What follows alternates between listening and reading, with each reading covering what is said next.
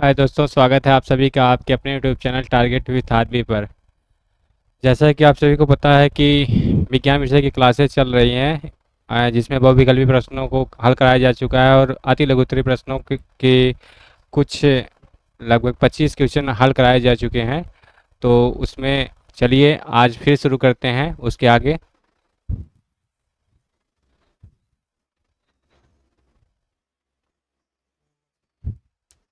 Question number 26।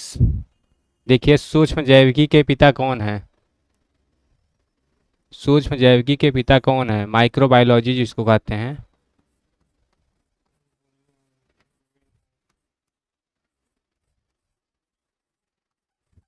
Microbiology के जो पिता कहे जाते हैं उनको कहते हैं एंटनी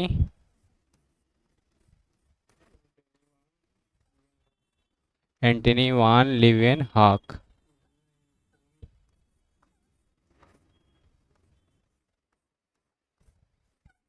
एंटनी वान लीवेनहॉक को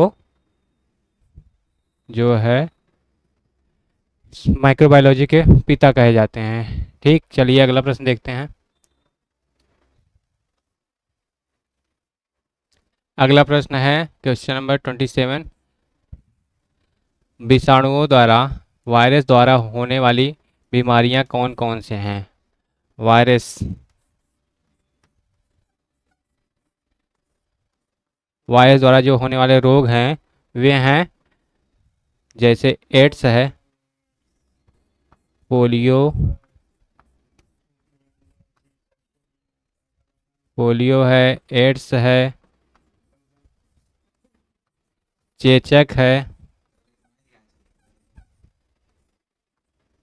और जो है खसरा है, पीलिया है,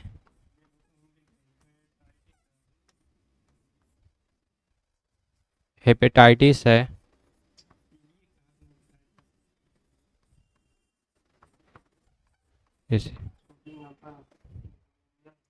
इन्फ्लुएंजा जैसे जुकाम जिससे होता है, इन्फ्लुएंजा वायरस।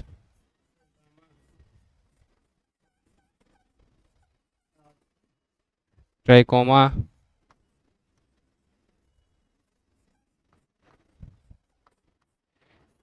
इत्यादि जो हैं, और बहुत से प्रकार के जो रोग हैं वायरस द्वारा होते हैं। वायरस को जो है सजीव और निर्जीव के बीच की कड़ी कहा जाता है। वायरस क्या है?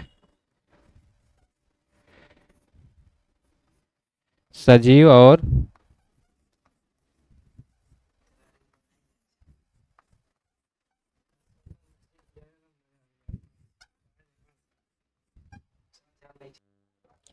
और निर्जीव के बीच की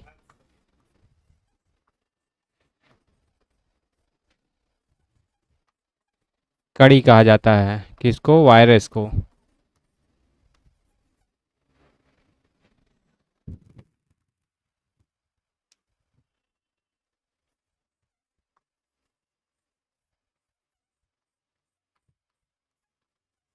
ठीक, चलिए अगला प्रश्न देखते हैं।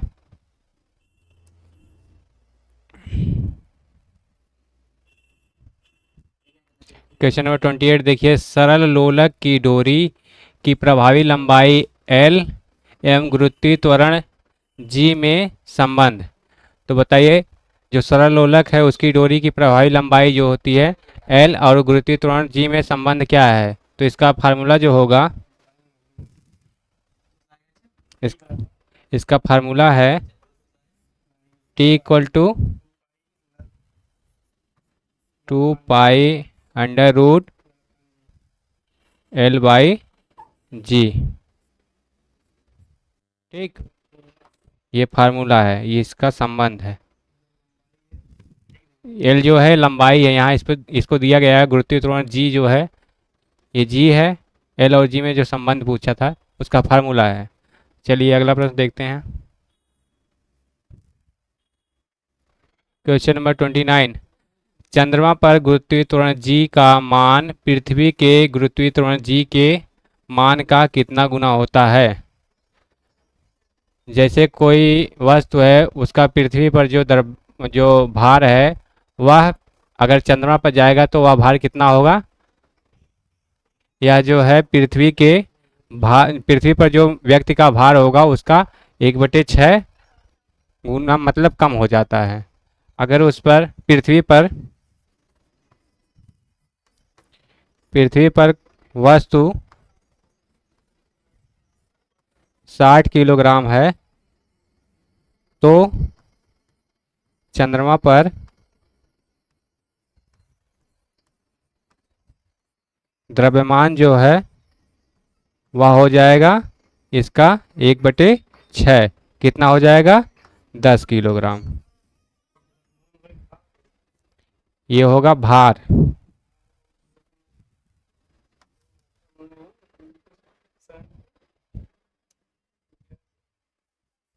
द्रव्यमान जो है बराबर रहेगा, द्रव्यमान में कोई परिवर्तन नहीं होता है।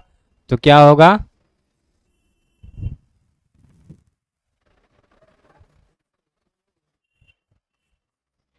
पृथ्वी का 1/6।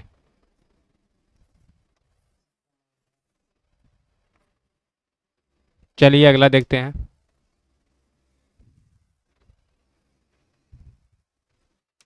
क्वेश्चन नंबर 30 देखिए, यांत्रिक तरंगे कितने प्रकार की होती हैं? ऑब्जेक्टिव टाइप जो क्वेश्चन थे उसमें ये 2-3 बार इसको कराया जा चुका है। तो यांत्रिक तरंगे कितने प्रकार की होती हैं? यांत्रिक तरंगे जो है 2 प्रकार की होती हैं। कितने प्रकार की होती है?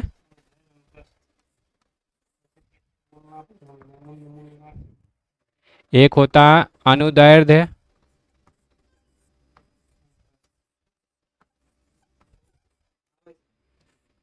और दूसरा है अनुप्रस्थ।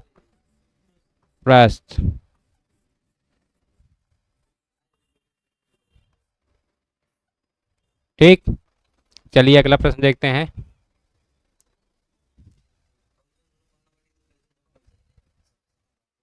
क्वेश्चन नंबर 32 देखिए, अनुप्रस्थ तरंग किसे कहते हैं? अनुप्रस्थ तरंग किसे कहते हैं? तो चलिए देखते हैं। इसका आंसर होगा, इसमें जो तरंग जब तरंग गति की दिशा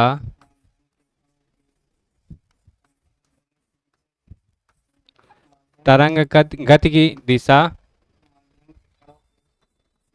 जो माध्यम होते हैं, माध्यम के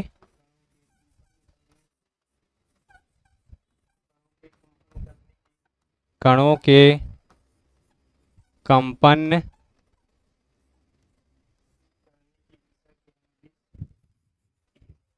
करने के दिशा के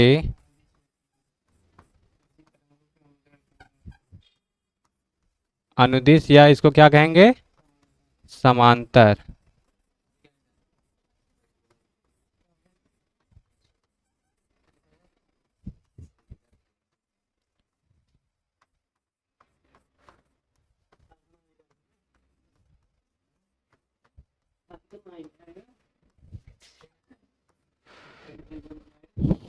उस तरंगों को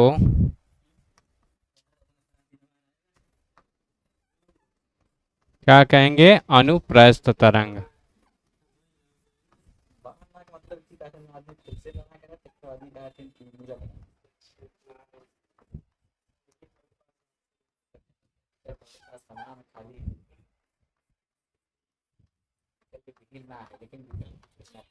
ठीक। चलिए अगला प्रश्न देखते हैं।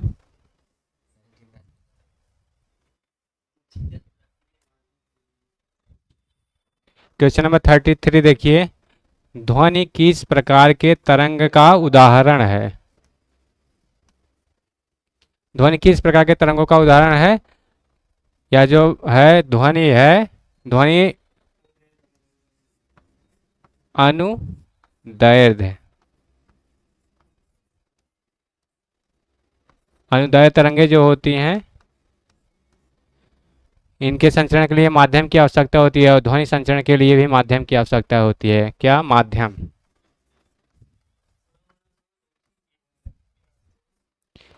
माध्यम की आवश्यकता होती है। चलिए अगला प्रश्न देखते हैं।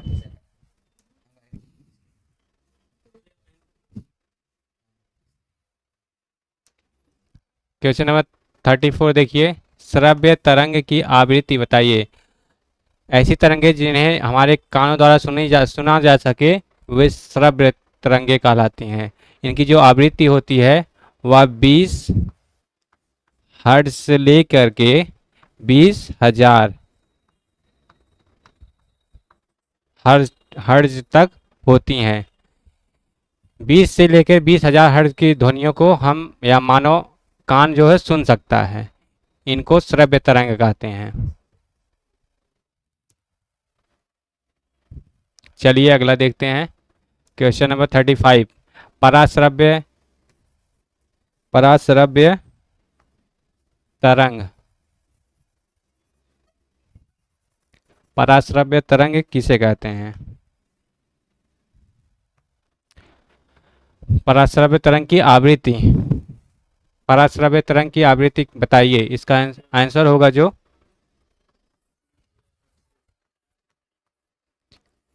20,000 से अधिक जो हर्ट्ज की तरंगे होती हैं से अधिक।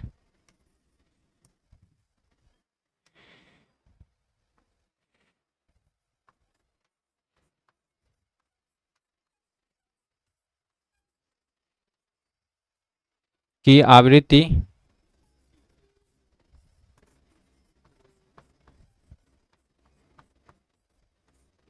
की तरंगों को पराश्रव्य तरंगे कहते हैं। क्या कहते हैं? पराश्रव्य।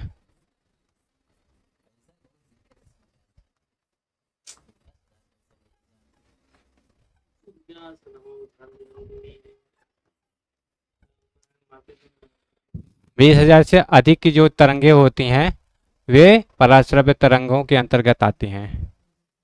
चलिए अगला प्रश्न देखते हैं। अगला प्रश्न 36 नंबर देखिए। जीवों के विलुप्तीकरण का कारण। जो है पृथ्वी पर जीव जो है धीरे धीरे उनका समाप्तिकरण या विलुप्तीकरण के कगार पे धीरे धीरे आ रहे हैं, तो उनके विलुप्तीकरण का कारण क्या है? इसका से जो सबसे बड़ा कारण है वह है जलवायु परिवर्तन।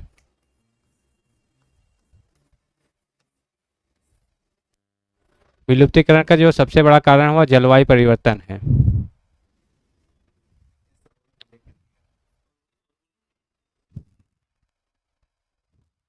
चलिए अगला प्रश्न देखते हैं।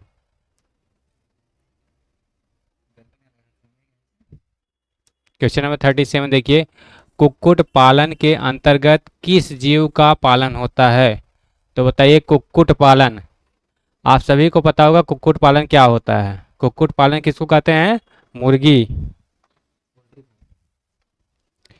मुर्गी मुर्गी पालन या जिसको कहते हैं पोल्ट्री फार्म।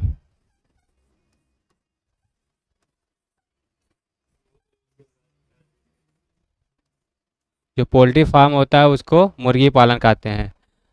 आप लोग बताइए रजत क्रांति किससे संबंधित है? क्या? रजत क्रांति। इसके पहले कल भी एक क्वेश्चन पूछा गया था। उसमें पूछा गया था कि मानव शरीर का श्वसन अंग कौन सा है? उसका आंसर होगा मानव का प्रमुख श्वसन अंग।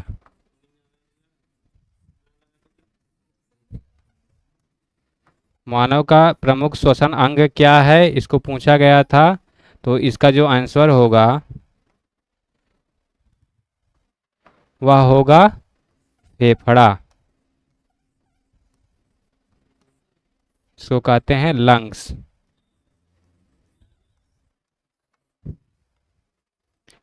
इसको बताइएगा, आज का ये होमवर्क है। चलिए अगला प्रश्न देखते हैं।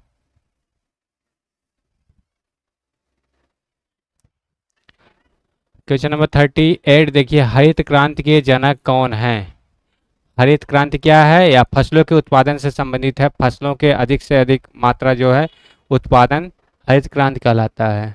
हरित क्रांति का जो भारतीय वैज्ञानिक थे, हरित क्रांति के जनक भारतीय जिसको माना जाता है, भारतीय वैज्ञानिक और एक विदेशी या फॉरेन होते हैं वे वैज्ञानिक।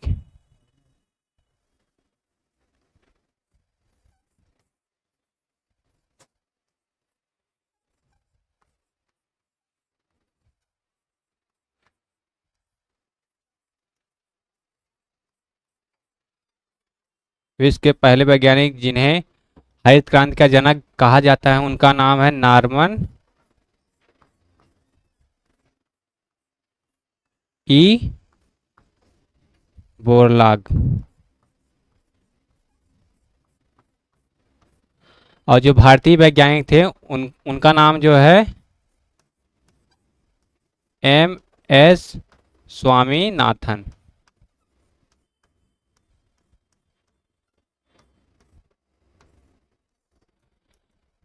ठीक, इसको याद कर लीजिएगा। चलिए अगला प्रश्न देखते हैं।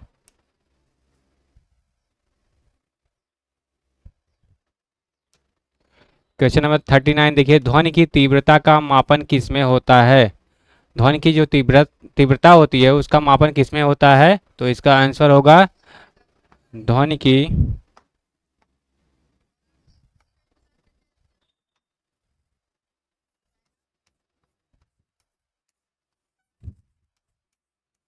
तीव्रता को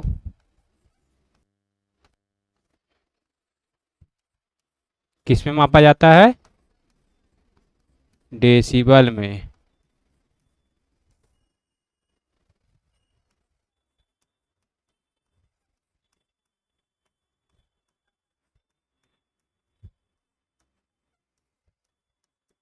ध्वनि की तीव्रता को किसमें मापा जाता है? डेसिबल में।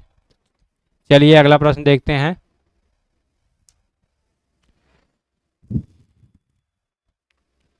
क्वेश्चन नंबर 40 देखिए, प्रतिध्वनि प्रतिध्वनि किसे कहते हैं? प्रतिध्वनि क्या है? जब हम किसी दीवार के सामने या पहाड़ी होती है उसके सामने खड़े होते हैं तो चिल्लाते हैं खूब जोर से, तो हमारी आवाज़ के अलावा एक उधर से आवाज़ वापस आती है लौट के, तो वही वह ध्वनि क्या कहलाती है? प्रतिध्वनि।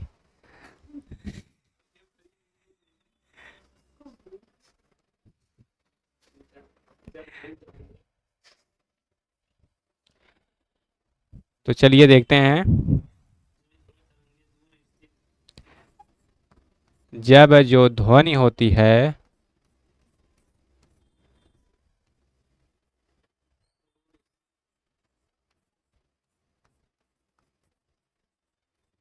दूर स्थित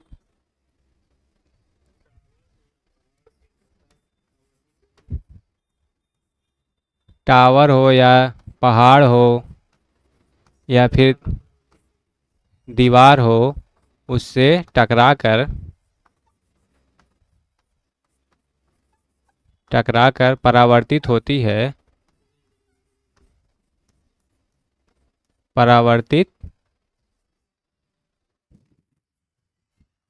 होती है, तो जो ध्वनि सुनाई देती है वही प्रतिध्वनि है होती है, उसे ही प्रतिध्वनि कहते हैं।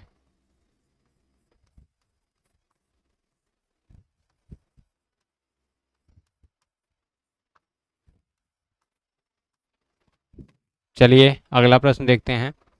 प्रतिध्वनि जो होती है यह एक निश्चित दूरी होती है, उतना उतना दूरी मेंटेन करना पड़ेगा उसके बाद ही जो हमें सुनाई देती है। तो चलिए अगला अभी प्रश्न आएगा उसको भी बताया जाएगा। क्वेश्चन नंबर 41 देखिए, हृदय की बीमारी तथा उच्च रक्तचाप का कारण, जो हार्ट संबंधित डिजीज होती हैं और हाई ब्लड प्रेशर जिसको कहते हैं, उसका कारण क्या है? उसका जो है मुख्य कारण है जो हमारी अनियमित जीवन शैली है, या उसका मुख्य कारण है क्या है? अनियमित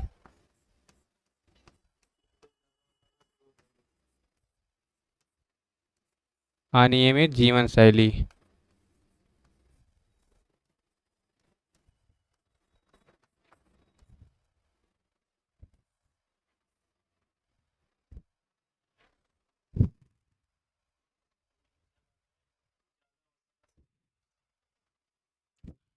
अनियमित जीवन शैली है जिसमें जैसे हम जो है वसायुक्त भोजन का अधिक वसायुक्त भोजन का उपयोग करते हैं या हमारे शरीर में जो बहुत हानिकारक होता है, जैसे कोलेस्ट्रॉल जमा हो जाता है रुधिर वाहिनियों में, तो यह हाई ब्लड प्रेशर का एक कारण बनता है। क्या है? उच्च वसायुक्त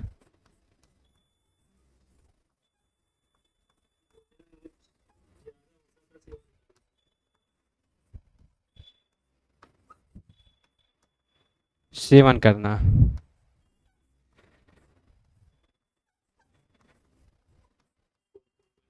ठीक। चलिए अगला प्रश्न देखते हैं। Question number question number 42। जीवाणु द्वारा होने वाली बीमारियां कौन कौन सी हैं? बैक्टीरिया द्वारा जो डिजीज होते हैं कौन कौन से हैं? लिखिए। जैसे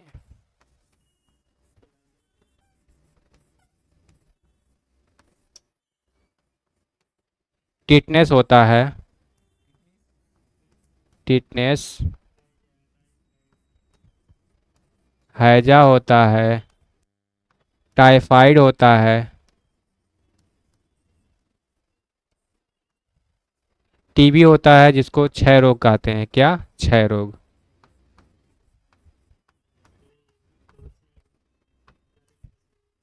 प्लेग होता है,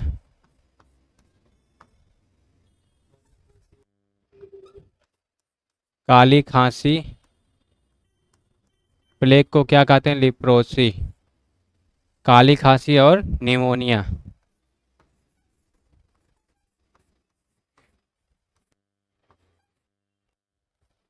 ठीक। इतना बहुत है, याद कर लीजिए इसको। यह रोग है और यह रोग बैक्टीरिया किसके द्वारा होता है वह भी याद कर लीजिएगा, उसको कमेंट में बताइएगा आप लोग। चलिए अगला प्रश्न देखते हैं। आवर्तकाल किसे कहते हैं? आवर्तकाल किसे कहते हैं? तो इसका जो आंसर होगा, एक दोलन पूरा करने में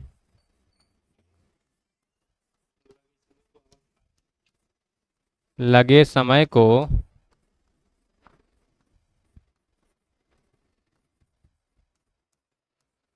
क्या कहते हैं? आवर्तकाल।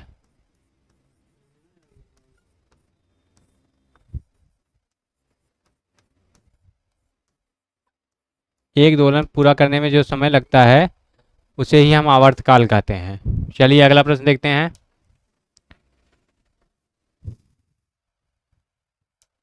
Question number 44। आवृत्ति तथा आवर्तकाल में संबंध। आवृत्ति और आवर्तकाल में क्या संबंध है? वह एक दूसरे के व्युत्क्रमानुपाती होते हैं। आवृत्ति बराबर होता है, आवृत्ति इक्वल टू 1/, आवर्तकाल। या जो होते हैं एक दूसरे के व्युत्क्रमानुपाती। ठीक। चलिए अगला प्रश्न देखते हैं। क्वेश्चन नंबर 46 देखिए। 45 नहीं क्या? अपश्रव्य तथा पराश्रव्य तरंगों में अंतर बताइए। अपश्रव्य तरंग और पराश्रव्य तरंग क्या होती हैं, उसमें अंतर बताना है। तो चलिए देखते हैं।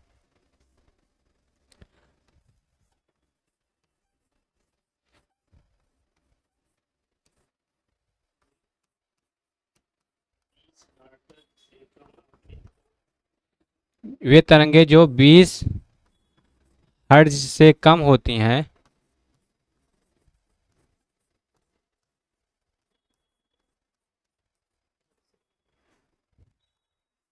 उन्हें हम अपश्रव्य तरंगों के रूप में नाम से उसको जानते हैं।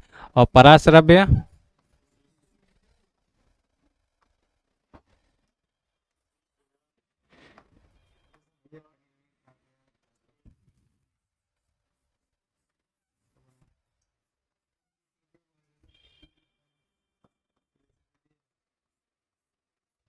पराश्रव्य तरंगे क्या होती हैं?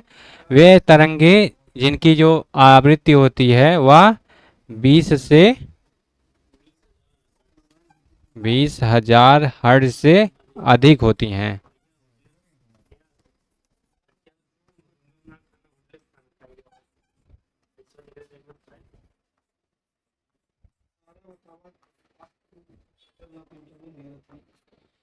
बीस हजार से 20,000 हर्ट्ज से अधिक जो आवृत्ति की तरंगें होती हैं उनको पराश्रव्य तरंगों के नाम से जानते हैं। तो चलिए अगला प्रश्न देखते हैं।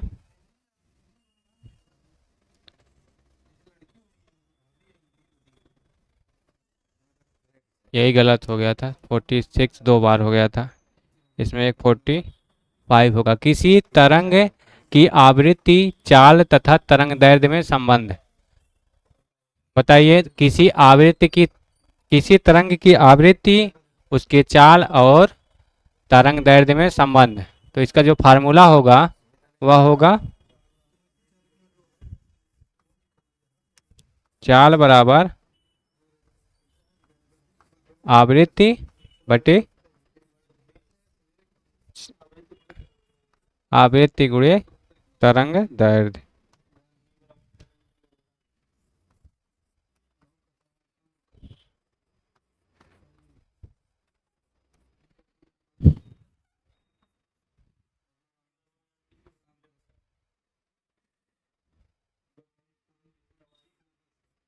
ये लेमडा है।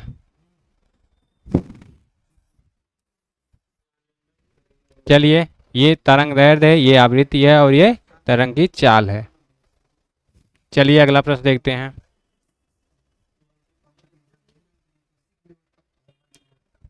क्वेश्चन नंबर 47, यांत्रिक ऊर्जा किसे कहते हैं? यांत्रिक ऊर्जा किसे कहते हैं, चलिए देखते हैं।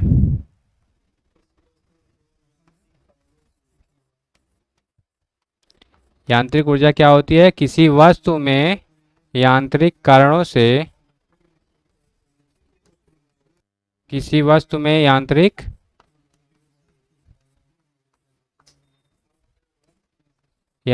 कारणों से यांत्रिक कारणों से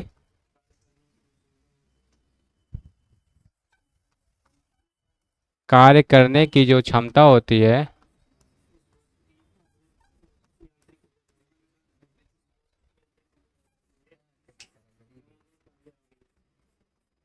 कार्य करने की क्षमता क्या होती है? यांत्रिक ऊर्जा कहलाती है।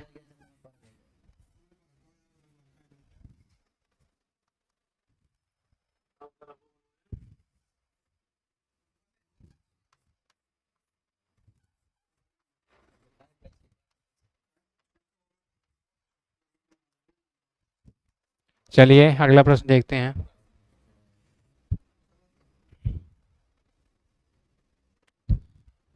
क्वेश्चन नंबर 48, प्रतिध्वनि सुनाई देने के लिए ध्वनि उत्पादक और परावर्तक तल के बीच की न्यूनतम दूरी कितनी होनी चाहिए? प्रतिध्वनि जो होती है उसको दोबारा जो सुनाई देती है ध्वनि वही प्रतिध्वनि होती है। उसको सुनने के लिए ध्वनि उत्पादक और परावर्तक तल के बीच न्यूनतम दूरी कितनी होनी चाहिए? तो यह जो दूरी है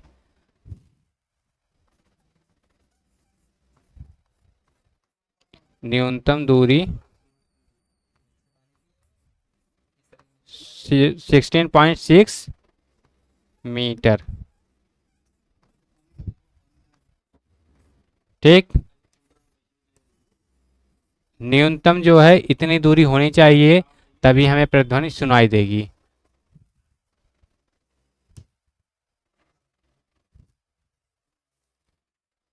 अगला प्रश्न है 49 नंबर, सिराएं क्या हैं, इनका मुख्य कार्य क्या है?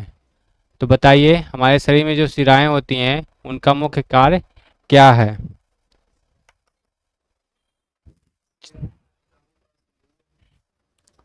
जो सिरा होती है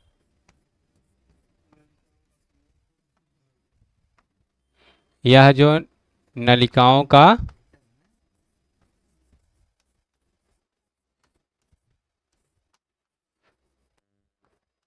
समूह होती हैं, इनके द्वारा जो है शरीर में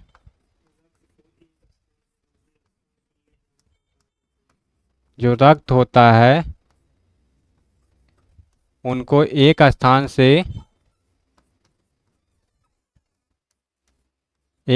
से जो दूसरे स्थान पर ले जाया जाता है।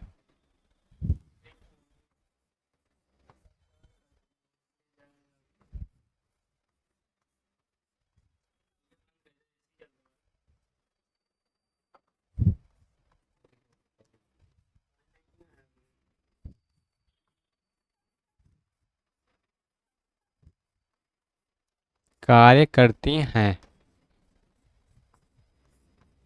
इनको क्या कहा जाता है? शिराएं। चलिए अगला प्रश्न देखते हैं।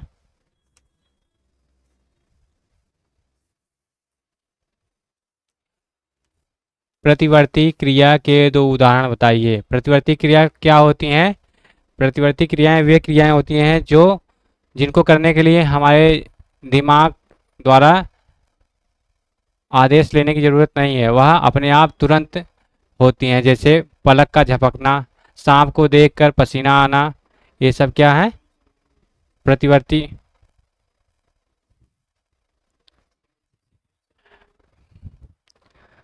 सॉरी, माफ करिएगा। प्रतिवर्ती क्रिया के उदाहरण जो हैं, जैसे बंदूक से गोली चलती है, क्रिया के विपरीत जो प्रतिक्रिया होती है वही है। बंदूक की गोली चलती है तो वह पीछे की तरफ धक्का देती है। क्या है इसके उदाहरण? जैसे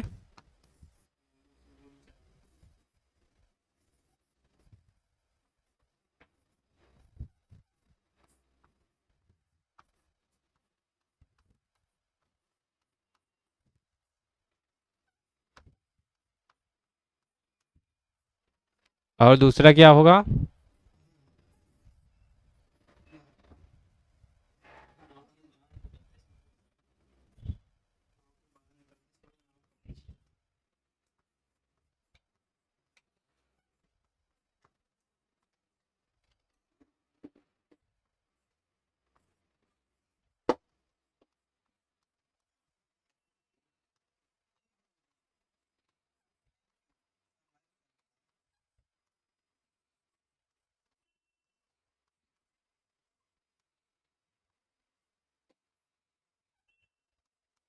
नाव का पीछे की ओर जाना।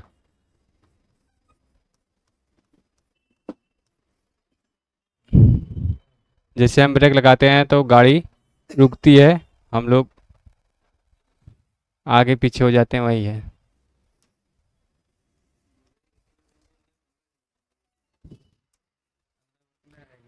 क्वेश्चन नंबर 51 देखिए। अपश्रव्य तरंग की आवृत्ति बताइए। इसको बताया जा चुका है, इसके पहले आए थे ये लोग। तो अपश्रव्य तरंगे जो होती हैं इनकी आवृत्ति कितनी होती हैं?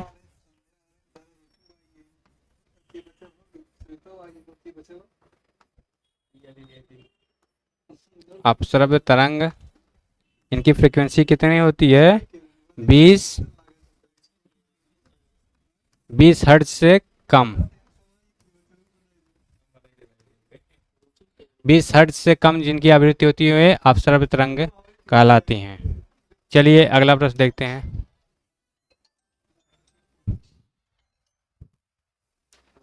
क्वेश्चन नंबर 52 देखिए। किस प्रकार की तरंगों को हमारे कान सुन सकते हैं? हमारे कान जिन तरंगों को सुन सकते हैं उनको क्या कहते हैं? श्रव्य तरंगे।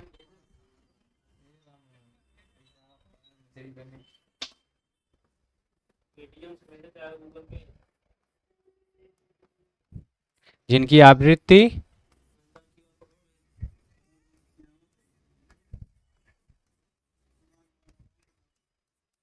जिनकी आवृत्ति 20 से 20,000 हर्ट्ज के मध्य होती हैं।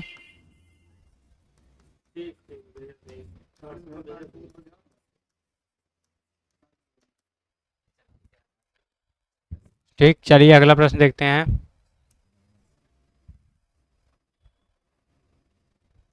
Question number 53। किस प्रकार की तरंगों को कुत्ता, बिल्ली, चमगादड़ आदि सुन सकते हैं? किस प्रकार की तरंगों को कुत्ता, बिल्ली, चमगादड़ आदि सुन सकते हैं? जो पराश्रव्य तरंगे होती हैं उनको एक कुत्ता, बिल्ली, चमगादड़ आदि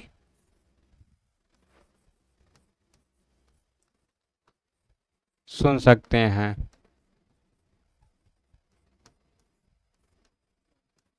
इनकी जो आवृत्ति होती है वो कितनी होती है? 20,000 हर्ट्ज से अधिक। 20,000 हर्ट्ज से जो अधिक की तरंगे होती हैं उनको आप पराश्रव्य तरंगे कहते हैं। चलिए अगला प्रश्न देखते हैं। क्वेश्चन नंबर 54 देखिए, किसी पदार्थ में तरंग का संचरण होते समय पदार्थ के कण किस प्रकार की गति करते हैं? जब जो है किसी पदार्थ में तरंग का संचरण होता है तो पदार्थ के कण किस प्रकार की गति करते हैं? तो इसका जो आंसर होगा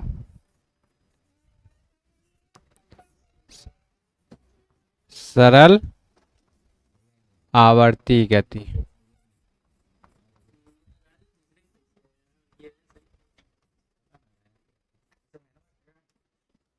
चलिए अगला प्रश्न देखते हैं।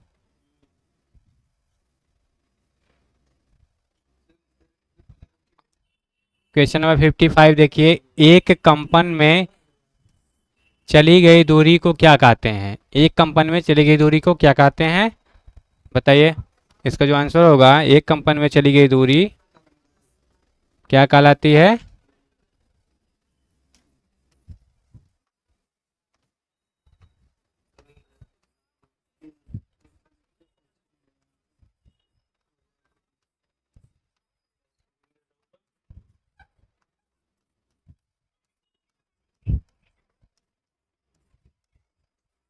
एक कंपन में चली गई दूरी तरंग दैर्ध्य क्या कहलाती है? तरंग दैर्ध्य, वेव लेंथ। ठीक, तो बस आज के लिए इतना ही। मिलते हैं अगले वीडियो में। तब तक के लिए धन्यवाद। वीडियो को देखते रहिए, लाइक करिए, चैनल को शेयर करिए और सब्सक्राइब करते रहिए। धन्यवाद।